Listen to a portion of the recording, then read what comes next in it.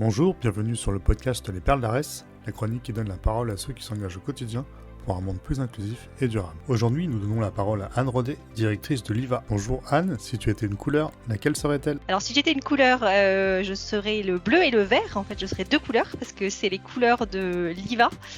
Et j'aime particulièrement le vert, couleur de l'espérance. Parce que dans nos métiers, il faut toujours être positif et dans l'espérance.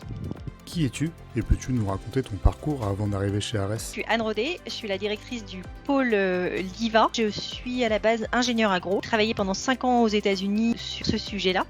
Ensuite, j'ai travaillé 3 ans en France en tant que consultante en organisation dans des PME pour un peu restructurer des PME en forte croissance. Et ensuite, j'ai travaillé 10 ans en Afrique, des postes de management et de direction en logistique et transport. Puis il y a 3 ans, j'ai été recrutée donc chez Arès en tant que directrice. Tu diriges donc l'IVA. Peux-tu nous expliquer ce qu'est l'IVA et comment s'articule le travail dans cette belle structure ? On est une co-entreprise, on appelle ça une joint venture sociale, entre Vinci Construction France, qu'on ne présente plus, et entre Arès, qui est une association qui existe depuis 30 ans en Île-de-France, qui accompagne des salariés en insertion. On est né à l'initiative de la Fondation Vinci et d'Arès en 2018 avec 3 objectifs. Le premier objectif, c'est d'être une entreprise d'insertion, donc de permettre à des salariés éloignés de l'emploi d'être réinsérés dans le monde du travail. Avec un deuxième objectif, c'était pour Vinci d'avoir en interne une expertise métier sur les métiers de la logistique de chantier. Et ensuite, un troisième objectif, c'est de faire des passerelles emploi entre l'entreprise l'IVA, donc entreprise d'insertion, et Vinci. On a été créé il y a 4 ans. Aujourd'hui, on accompagne une centaine de salariés en insertion avec une 50aine de permanents, donc avec un taux d'encadrement assez important. Notre métier, donc, c'est la logistique de chantier. Alors, pour clarifier un peu ce que ça peut être, parce que c'est pas forcément clair pour tout le monde, ça veut dire qu'on a des équipes qui travaillent sur des gros chantiers de BTP en Île-de-France et qui vont gérer tout ce qui est flux sur un chantier. On a des équipes qui vont gérer les flux entrants, les flux internes et les flux sortants. Donc, on fait par exemple tout ce qui est planning de livraison, on coordonne le planning de livraison sur les chantiers. On a des agents de trafic qui contrôlent les accès aux chantiers des camions. On a des équipes qui déchargent des camions et qui acheminent le matériel à pied d'œuvre. On a des équipes qui gèrent les lifts. Alors les lifts, c'est les ascenseurs de chantier. Donc c'est tout ce qui est trafic vertical et qui est assez sensible parce que évidemment c'est un peu le goulot d'étranglement des chantiers. Et ensuite on a des équipes qui gèrent tout ce qui est flux sortant, donc tout ce qui est gestion des déchets. BTP, ça produit quand même beaucoup de déchets et donc sur un chantier c'est assez crucial de gérer cette partie-là et d'inciter les entreprises à bien trier leurs déchets, à retrier les déchets et à les évacuer et pour permettre une valorisation maximum des déchets. Toutes nos équipes vont travailler sur ces différents sujets. Globalement, tout le personnel est en insertion, sauf bien sûr les chefs d'équipe, puisqu'on a à peu près un chef d'équipe pour 4 à 5 salariés en insertion qui encadrent les équipes. Et puis on a aussi quelques relais techniques en interne qui sont des ouvriers polyvalents avec des fortes expertises techniques, comme par exemple des cassettes, ce genre de choses. Mais la majorité de nos salariés sont en insertion. Le type de public qu'on a en insertion, on a pas mal de jeunes, on a 25% de jeunes, souvent des jeunes en décrochage scolaire. On a aussi énormément de réfugiés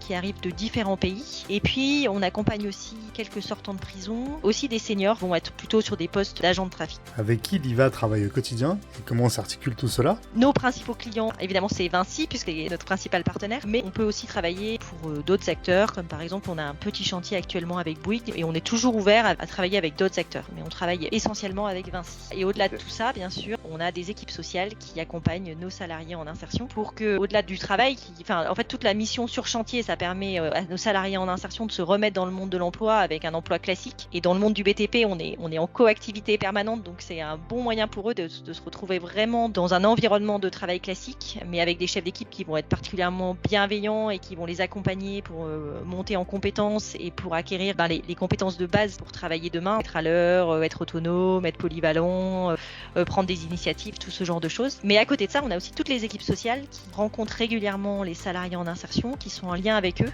et qui les aident à lever leurs freins à l'emploi. Ça peut être des freins de logement, d'endettement administratif, etc. Et qui les accompagnent pour construire leur projet professionnel et puis demain travailler dans une entreprise classique. À quoi ressemble une journée chez l'IVA ? Alors une journée chez l'IVA, alors une question un peu large puisqu'évidemment, comme je vous ai dit, il y a beaucoup d'acteurs différents dans notre entreprise. Une journée sur un chantier, ça va commencer par le lancement de la production avec un brief des chefs d'équipe à leurs salariés sur les actions à réaliser dans la journée, mais aussi sur la sécurité puisqu'on a des gros enjeux de sécurité sur les chantiers de BTP.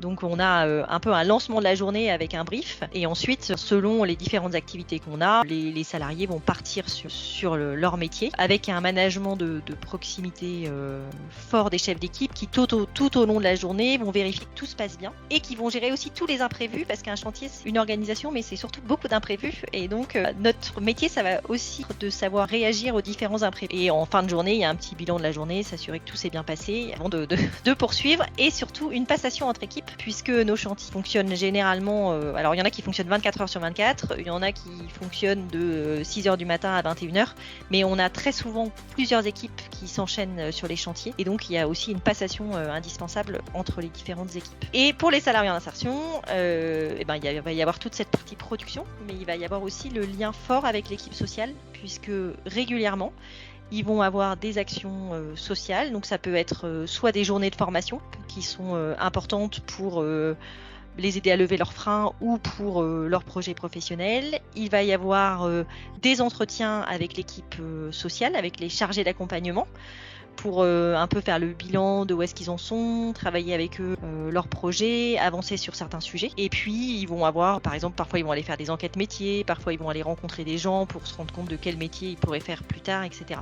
Donc pour les salariés en insertion, il y a une grosse partie qui est de la production, mais il va y aussi y avoir une partie de leur temps de travail qui est réservée à la partie sociale, puisque l'objectif ultime, bien sûr, ce n'est pas qu'ils restent chez Liva, c'est qu'ils partent de chez nous et qu'ils continuent dans la vie de manière classique. Et donc pour les équipes sociales, bien sûr, il va y avoir toute cette partie entretien, suivi des salariés, mais il y a une grosse partie aussi qui est le recrutement des salariés en insertion, puisque les salariés ils restent en moyenne chez nous 15 mois. On a un très fort turnover, mais c'est ce qu'on souhaite, puisque l'objectif c'est pas que les gens restent. Et donc du coup, pour l'équipe sociale, il y a aussi toute une partie recrutement, puisqu'il faut trouver des nouveaux salariés pour remplacer ceux qui partent. Et puis il y a une autre, donc pour ça il faut travailler avec des prescripteurs, il faut travailler avec les pôles emploi, etc. pour trouver des candidats, faire des sessions de recrutement, expliquer notre travail, et puis sélectionner des gens qui auront la capacité à travailler sur nos chantiers et qui ont un réel besoin d'accompagnement et qu'on sent qu'on sera capable d'accompagner. Et ensuite, dans leur métier, il y a évidemment trouver des sorties. Sur tout ça, on est très aidé par la direction sociale d'Ares, qui bien sûr est très en appui pour nous aider sur trouver des sorties pour nos salariés en emploi ou en formation, mais nos chargées d'accompagnement, elles vont devoir beaucoup aussi travailler sur ce sujet-là.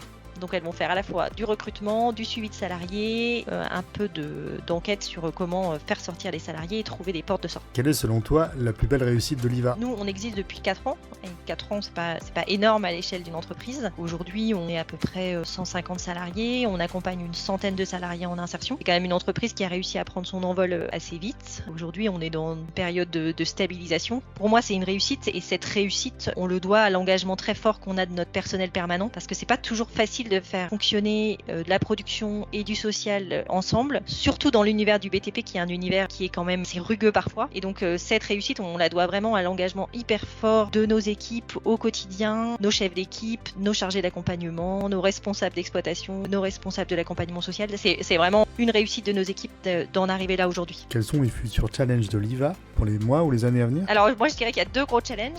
C'est que nous on est dans une activité qui n'est pas continue, parce que les chantiers ça se commence et ça se termine.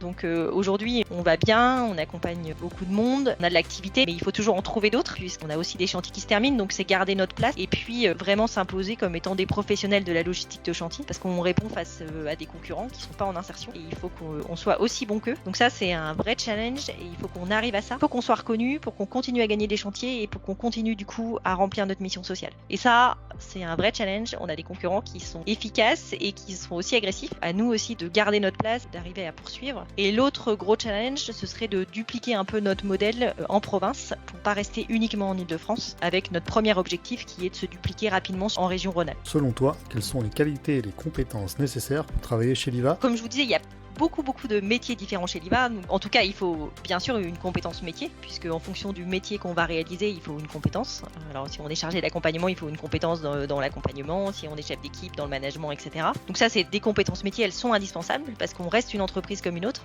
que les mêmes challenges, donc on est obligé d'avoir des compétences métiers. Mais au-delà de la compétence métier, il nous faut surtout des salariés permanents qui ont le sens de l'engagement, parce que comme je disais, faire fonctionner du social et de la production en même temps, c'est un vrai challenge, et donc en fait, il faut que les gens croient à la mission et et le sens du consensus, parce que travailler chez Liva, c'est toujours faire des consensus un peu entre la production et le social, et que chacun comprenne l'autre partie pour qu'on arrive à travailler ensemble. Donc on peut avoir toutes les compétences métiers qu'on souhaite, être un expert, mais si on n'a pas ce sens de l'engagement, le sens de la mission et le sens du consensus, ça ne sera pas possible. Donc c'est vraiment de ça dont on a besoin. On a besoin de gens qui y croient, qui sont motivés et qui ont cette patience pour accompagner et qui croient vraiment que nul n'est inemployable. Quel conseil donnerais-tu à une personne qui souhaite s'engager dans la lutte contre l'exclusion ? Je pense qu'il y a plein de moyens de s'engager dans la lutte contre l'exclusion. Alors ça passe pas uniquement par les entreprises d'insertion. Je pense que chacun à sa place peut aider ses collègues, faire le pas de recruter un salarié qui a des freins. Je pense qu'en fait on peut aller travailler dans une entreprise d'insertion, on peut aller s'engager dans une ESS, mais on peut aussi dans n'importe quelle entreprise faire un pas pour prendre le risque d'embaucher un salarié en insertion, prendre le risque d'embaucher quelqu'un qui a des freins et l'accompagner, parce que tout le monde peut progresser et tout le monde peut participer à la vie d'une entreprise et prendre peut-être un peu des risques dans les recrutements et prendre le temps d'accompagner des gens qui sont un peu éloignés de l'emploi. C'est faisable pour beaucoup de monde. Si tu devais choisir un mot pour définir le groupe Ares, lequel serait-il ? Je choisirais le mot engagement, parce que pour moi travailler chez Ares, c'est quand même un engagement. C'est un engagement au quotidien, d'être là pour assurer notre mission sociale, tout en réussissant à gagner la confiance de nos clients et à se faire reconnaître sur un marché concurrentiel. Merci beaucoup Anne pour ces réponses très précises et très complètes qui démontrent justement la force de ton engagement. Si vous aussi voulez rejoindre le groupe Ares, rendez-vous dès maintenant sur gotaf.fr, la première plateforme audio de recherche d'emploi. Cliquez, écoutez, postulez. Qui veut du taf ? Va sur Gotaf. GOTAF.fr.